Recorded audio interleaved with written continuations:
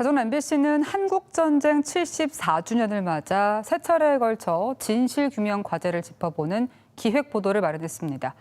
한국전쟁 당시 인민군에 부역했다는 혐의로 군인과 경찰 등에게 학살된 민간인 희생자가 무려 30만 명으로 추산되는데요. 진실화해위원회가 처음으로 희생자 6명의 신원을 밝혀냈는데 아산과 대전 등 우리 지역 희생자로 확인됐습니다. 첫 순서 김태욱 기자가 취재했습니다. 아산 설화산 일대 수풀을 헤치며 20여 분간 걸어 올라갑니다. 폐금광 입구에 다다르자 한국전쟁 당시 민간인 200여 명이 학살된 곳이라는 팻말이 세워져 있습니다. 아산 일대에선 1950년 9월 말부터 넉 달 동안 경찰과 치안대가 민간인들을 인민군을 도왔다는 혐의를 씌워 무차별 학살했습니다. 진실화해위원회는 이 사건을 국가에 의한 집단 학살로 인정했습니다. 지난 2008년 이곳을 집단 학살지로 특정했지만 실제 유해 발굴 조사가 이뤄지기까지는 10년이 더 걸렸습니다. 지난 2018년 이곳에서 유해 208구가 발굴됐는데 대부분 부역 혐의와 무관한 부녀자와 어린아이들이었습니다.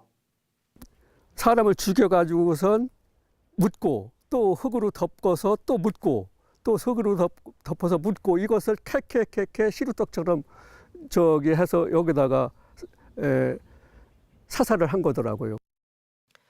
그토록 어렵게 찾은 유해. 하지만 누구의 것인지 신원을 확인하기는 쉽지 않습니다.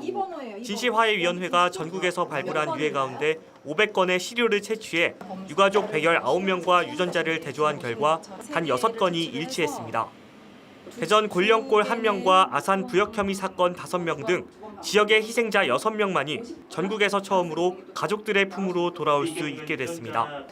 아산 사건에서 아버지를 잃었던 하상춘 할아버지도 그중 한 명입니다.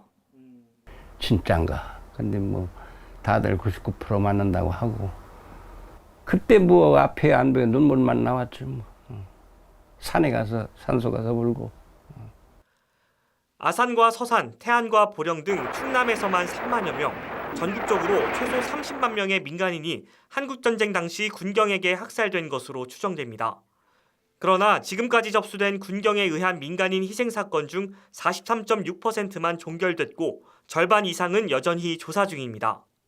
진짜로 죽기 전에 좀 그 결과를 알았으면 좋겠는데 지금 여러분 여러 유족들이 오늘 죽을지 내일 죽을지 모릅니다. 그래서 우리는 시간이 없어요.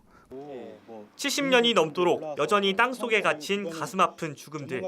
그동안 진실규명을 맡아온 이기 진화위는 내년 5월 활동을 종료합니다. MBC 뉴스 김태욱입니다.